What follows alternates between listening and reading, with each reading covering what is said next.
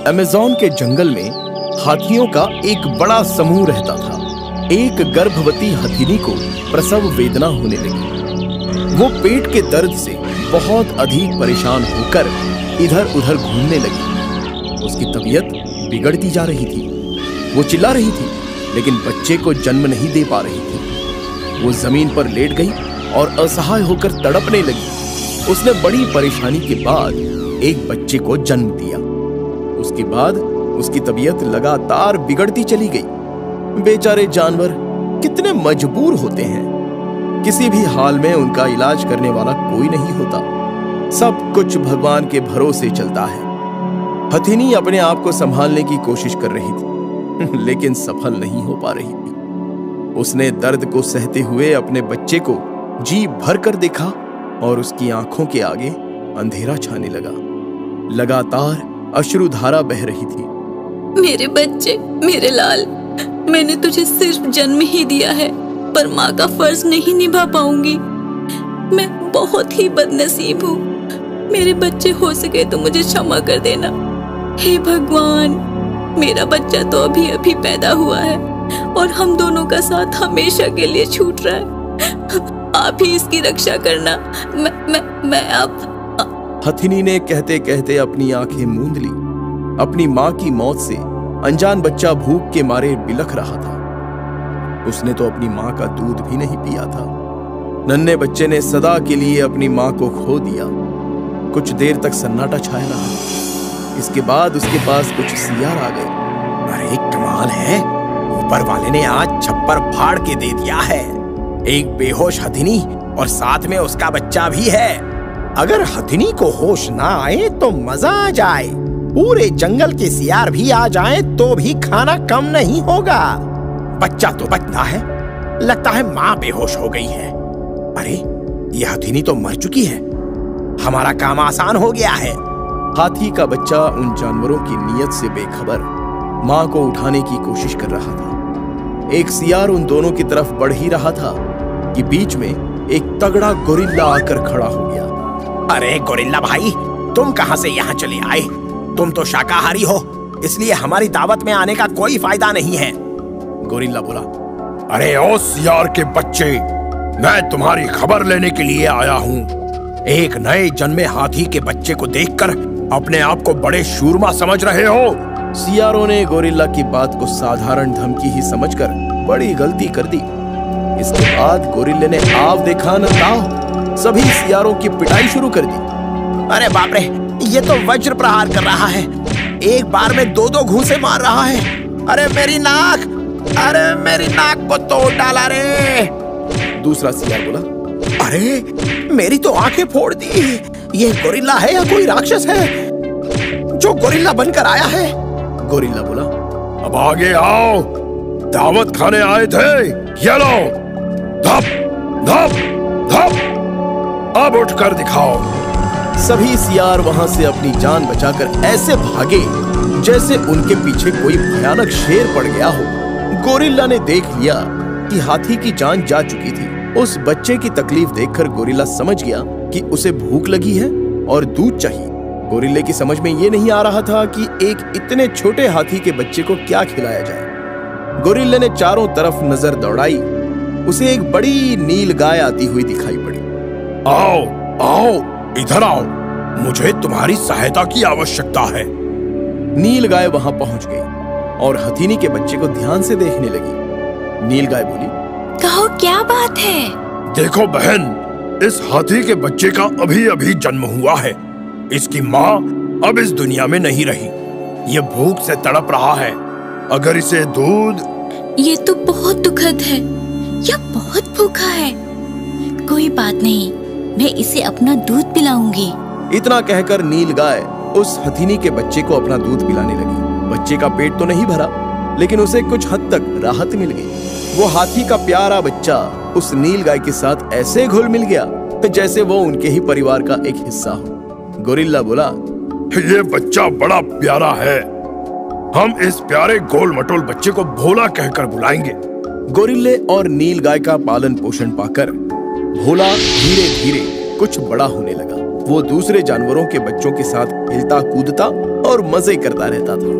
वो काका गोरिल्ला के साथ भी खूब मस्ती करता था। काका, अब मैं कुछ बड़ा हो गया हूँ, अपने पैरों पर खड़ा हो गया हूँ। अगर आप कहें तो मैं जंगल में दूर दूर तक जा सकता हूँ। भोला बेटा, तुम अभी इतने भी बड़े नहीं हुए हो कि कहीं भी अकेले आ जा सको। तुम्हें जहाँ जाना हो मेरे साथ चल सकते हो। जंगल में बहुत खतरे होते हैं। भोला बोला। ठीक है काका, मैं तैयार रहूँगा। कुछ देर के बाद भोला अपने गोरिल्ला काका के साथ नदी किनारे घूमने के लिए चल दिया। चलते चलते वो नदी किनारे पहुंच गए। गोलू ने गोरिल्ला काका के साथ कुछ फल खाए और पास ही खेलने लगा। अचानक तेज हवाएं बहने लगी, तूफान आ गया। गोरिल्ला एक पेड़ के पास से गुजर रहा था कि उसी पेड़ की एक डाल टूटी और गोरिल्ला पर गिरने ही जा रही थी कि भोला ने आगे बढ़कर सुंड से उसे रोक लिया। गोरिल्ला बाल बाल बच गया। गोरिल्ला बोला, अरे वाह भोला, तूने तो आज मुझे बचा लिया, वरना मैं तो ऊपर ही चला जाता।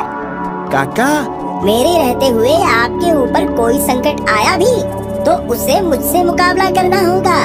मेरे काका ने मुझे नया जीवन दिया और मैं तो उनकी परछाई की तरह उनके साथ रहना चाहता हूँ। दिन गुजरते गए। अब भोला पूरा मजबूत जवान बन चुका था। गोरिल्ला के बच्चे उसके ऊपर चढ़ते कूदते और खेलते थे। एक दिन गोरिल्ला का एक बच्चा झाड़ी के पास खेल रहा था। उसे अकेला देखकर एक भेड़िया धीरे धीरे उसके पास आ गया। भोला ने उसे देख लिया था। भेड़िया जैसे ही गोरिल्ला के बच्चे के पास पहुंचा, उसके ऊपर धड़ाम से भोला के सूंड का प्रहार हो गया। भेड़िया जमीन पर लुढ़क गया। मर गया रे, मेरे ऊपर कौन गिरा रे? लगता है किसी ने मुसल से मार दिया हो। मेरी कमर टूट गई, किस्मत भी रूठ गई। धड़ाम धड़ाम भेड़िया फिर लुढ़क गया। गोरिल्ला का बच्चा मीका भोला के पास आ गया और चढ़कर ऊपर बैठ गया। भेड़िए ने जब पीछे देखा तो डर के मारे उसका कलेजा कांप उठा। वो किसी तरह संभाला और भाग निकला। अब तक भोला गजराज सबका रखवाला बन चुका था। एक बरगद के पुराने पेड़ पर मोटा सा कौवा रहता था। वो दिन भर कांव कांव करता, आलस करके बैठा रहता और चोरी करके अपना पेट भरता। उसका घोंसला भी कई जगह से टूटा हुआ था। उसके पास ही एक छोटा कबूतर रहता था। वो बड़ा मेहनती और नेक था। उसने अपने घोंसले को भी बहुत ही शानदार ढंग से बना रखा था। वो हर पक्षी की मदद करता था। कबूतर कौवे को अक्सर अच्छी राय ही देता था, मगर कौवा उसकी बात सिर्फ सुन लेता था। कौवा भाई, आकाश में बादल इकट्ठे हो रहे हैं, बीच में तूफान का भी अंदेशा है। क्या तुमने अपने घोंसले के हालात के बारे में भी सोचा है? सही कह रहे हो भाई, सोच रहा हूँ 2-3 दिन में घोंसले की दुरुस्ती होनी चाहिए। मौसम जैसा भी हो, उससे अपनी दोस्ती होनी चाहिए।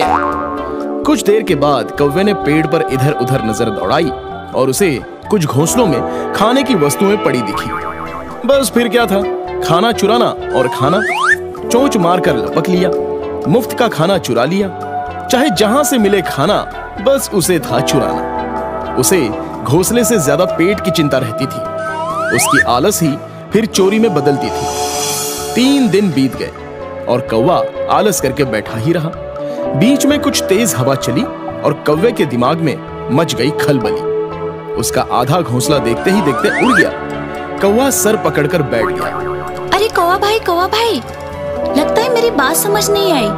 अब घोंसला कहाँ से आएगा? लगता है जो बचा है वह भी जाएगा। 3 दिन बीत चुके हैं और तुम हाथ पे हाथ धरे बैठे हो। बात तो तुम्हारी सही है, अच्छे समय पर कही है। अब तो कुछ करना ही पड़ेगा। घोंसला जो नहीं है तो निकलना ही पड़ेगा। कौवे ने इधर उधर हाथ पैर चलाए, कुछ टूटे फूटे तिनके जुटाए। घोंसला बनने लगा और पानी बरसने लगा।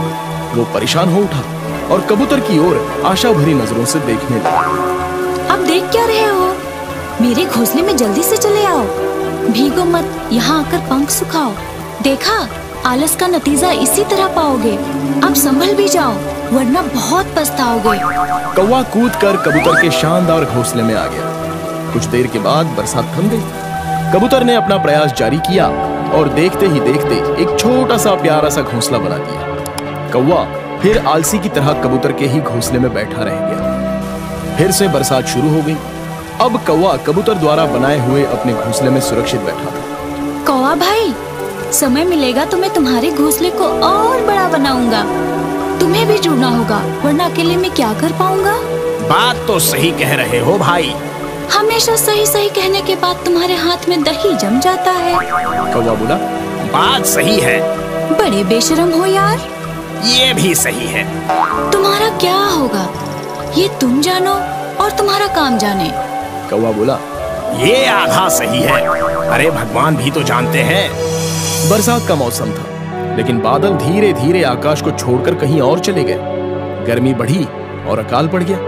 फसलें चौपट हो गई। सूखे के कारण सभी जीवों के खाने के लाले पड़ गए। पंछियों को चारा न मिला और उनके बच्चों का भी भूख से बुरा हाल होने लगा।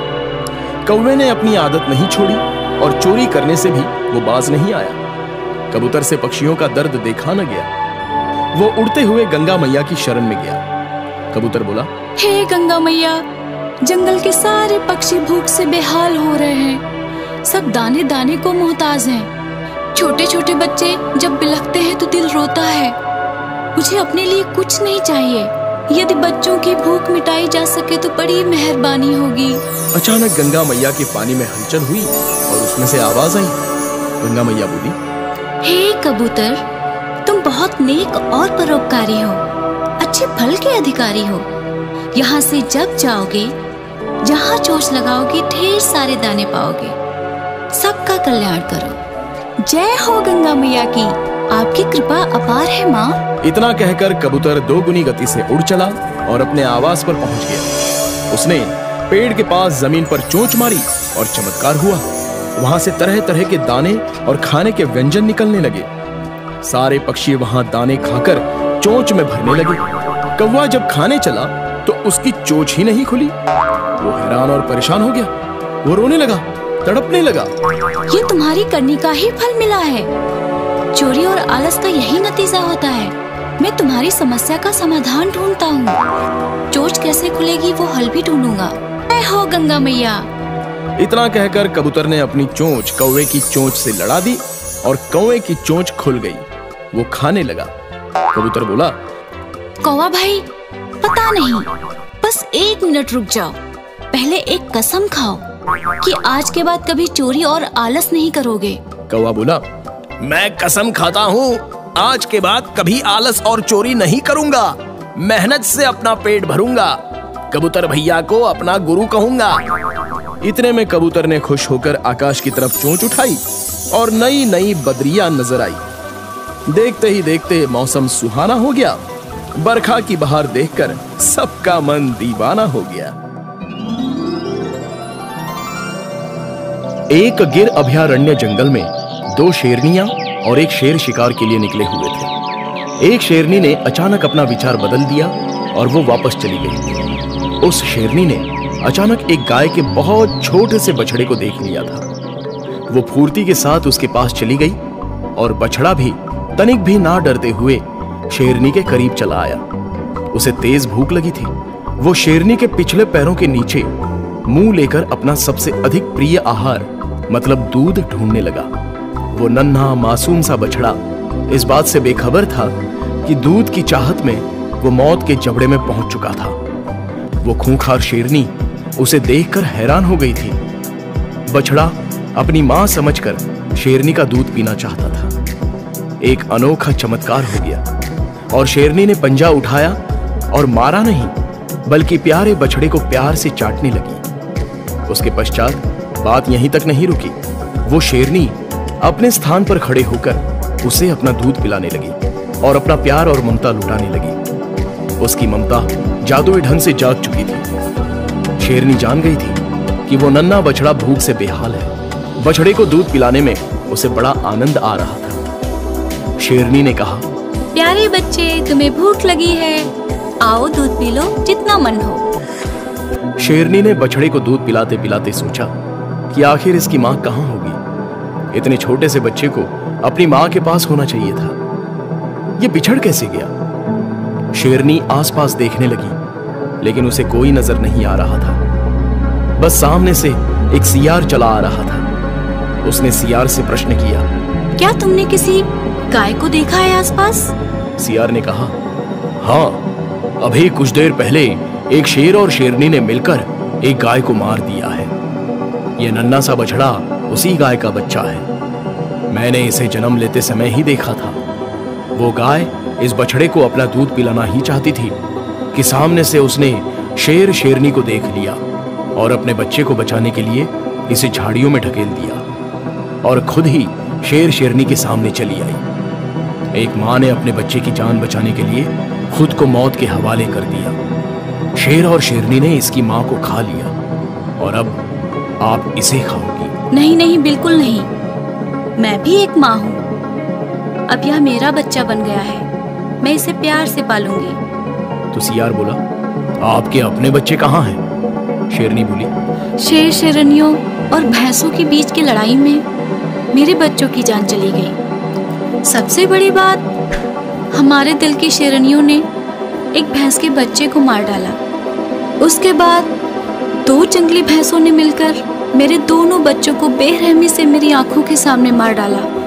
सियार बोला, ये तो बहुत ही दुखद बात है। मुझे बहुत अफसोस है। माँ बाप से होने वाली लड़ाई में बच्चों की जान जाना सबसे अधिक पीड़ादायक बात है। शेरनी बोली, एक माँ के लिए इससे बड़ा दर्दनाक वाकया क्या हो सकता है। मेरी गोद सूनी हो चुकी थी, लेकिन भगवान ने इस प्यारे से बछड़े को मेरे आंचल में डाल दिया। बच्चे तो भगवान का रूप होते हैं। अब मैं इसे बड़े ही प्यार से पालूंगी। शेरनी और सियार की बातचीत के दरमियान एक शेरनी आई और जैसे ही बछड़े पर टूटना चाहती थी, शेरनी माँ उसी पर टूट पड़ी और उसे मारकर भगा दिया। शेरनी माँ ने कहा, अब यह मेरा बच्चा है। मैं इसकी माँ हूँ। जब तक मैं जीवित हूँ तब तक इसे कोई छू भी नहीं सकता। इतने में शेर भी वहां पर आ गया। शेर बोला, अरे वाह, तुम तो अपने साथ नन्हा प्यारा सा शिकार लेकर आई हो। शेरनी माँ बोली, यह मेरा बच्चा है, कोई शिकार नहीं। शेर बोला, अरे शेरनी, पागल मत बनो। तुम्हारे अपने बच्चों को भैंसों ने मार दिया और तुम एक गाय के बच्चे को अपना बच्चा मान रही हो। इसे भी खत्म कर दो। एक शेरनी बोली, हाँ, इसकी माँ हो तुम, बताओ इसे कब तक बचाओगी? देख लेना, एक ना एक दिन किसी का शिकार बनेगा ये। शेरनी माँ बोली, चुप रहो। तुम सभी मेरे बच्चे के बारे में इस तरह की बात को दोबारा मत करना। यह मुझसे मेरी जान से भी ज्यादा प्यारा है। शेर ने कहा, शेरनी होकर ऐसी बातें कर रही हो? अब सुन लो, हमारी एक शर्त है। अगर हमारे साथ रहना है तो तुम्हें बछड़े को छोड़ना होगा। बड़ी शेरनी बोली, मैं सारी दुनिया को छोड़ने के लिए तैयार हूँ, लेकिन अपने प्यारे बछड़े को कभी नहीं छोड़ सकती। मैं इसे लेकर जा रही हूँ। शेर ने कहा, एक बार सोच लो। शेरनी माँ बोली, हाँ, मैंने सोच लिया। शेरनी माँ बछड़े को लेकर वहां से हमेशा के लिए चली गई। शेरनी माँ नन्हे बछड़े के साथ जंगल के दूसरे छोर पर नील गाय के इलाके में चली गई। शेरनी माँ को देखकर सब डरकर भागने लगे। शेरनी माँ ने कहा, देखो देखो, मुझसे डरो नहीं। मैं किसी को नुकसान नहीं पहुंचाऊंगी। मैं किसी जानवर को भी नहीं मारूंगी। नील गाय ने कहा, ये आपका बच्चा है? शेरनी माँ ने कहा, हाँ, यह मेरा बच्चा है। मैंने इसे जन्म तो नहीं दिया, लेकिन अपने प्राणों से बढ़कर पाला है इसे। अब मैं किसी जानवर को भी नहीं मारती। नन्हा बछड़ा बोला, हाँ हाँ, माँ सच कह रही हैं। शेरनी माँ प्यार से बछड़े को चाटने लगी और प्यार करने लगी। जंगल के सभी जानवर इस माँ बेटे के प्रेम को देखकर बहुत ही आश्चर्यचकित हो रहे थे। वो बहुत ही अद्भुत दृश्य था। कुछ वर्ष बीत गए। शेरनी माँ भी अन्य जानवरों से मिलजुल कर रहने लग गई थी। वो बछड़ा भी बड़ा हो गया था। एक दिन एक शेर और शेरनी उस इलाके में चले आए। उन्होंने शेरनी माँ के साथ बछड़े को घास चरते हुए देखा। बड़े ही आश्चर्य की बात है कि ये बड़ा बछड़ा शेरनी के इतने पास चल रहा है जैसे ये इनके परिवार का सदस्य हो। बछड़ा तो अब सांड बनने वाला है। शेरनी ने कहा, अगर इसको मारा जाए तो बड़ी शानदार दावत बन जाएगी। शेर बोला, मैं तो अभी इसे खाना चाहता हूँ, पेट की आग बुझाना चाहता हूँ। शेर जैसे ही बछड़े पर वार करने चला तो शेरनी माँ लड़ने के लिए तैयार हो गई। शेरनी माँ ने कहा, यह मेरा लाल है, इसके पास आने के बारे में सोचना मत, वरना मैं सबको जान से मार दूंगी। शेर ने कहा, है शेरनी, तू अकेली हमारा कुछ नहीं बिगाड़ पाएगी। हम तो इस बछड़े को मारकर खा जाएंगे। इतना सुनने के बाद शेरनी मां क्रोध से पागल हो गई और उसने शेर पर आक्रमण किया। शेर भी उससे लड़ गया। दोनों में भयानक युद्ध शुरू हो गया और दूसरी तरफ शेरनी बछड़े को मारने के लिए बढ़ गई। शेरनी मां ने जब उस शेरनी को बछड़े की तरफ टूटते हुए देखा तो वो कूदकर उससे लड़ बैठी। शेरनी मां और शेरनी की भी लड़ाई हो गई। शेर ने पीछे से आकर बड़ी शेरनी पर वार कर दिया। शेरनी मां अपने बछड़े को बचाने के लिए शेर और शेरनी दोनों से लड़ने लगी। शेरनी मां घायल हो गई। तब बछड़े ने शेर पर आक्रमण कर दिया। जंगल के बहुत से जानवर आ गए। शेरनी मां की तरफ से गोरिल्ले भी लड़ पड़े। उन्होंने शेर और शेरनी को मारकर भगा दिया, लेकिन जब उसने पीछे मुड़कर देखा तो शेरनी मां जमीन पर गिरकर तड़प रही थी। शेरनी मां ने कहा, बच्चा, मेरा बच्चा ठीक है ना? उसे मेरे पास लेकर आओ। बछड़ा बोला, मां, मैं ठीक हूं, लेकिन आपको क्या हो गया है? वैद्य भालू काका भी आ गए हैं, ये तुम्हें ठीक कर देंगे। बेटा, अब मुझे बहुत तेज नींद आ रही है, तुम अपना ख्याल रखना।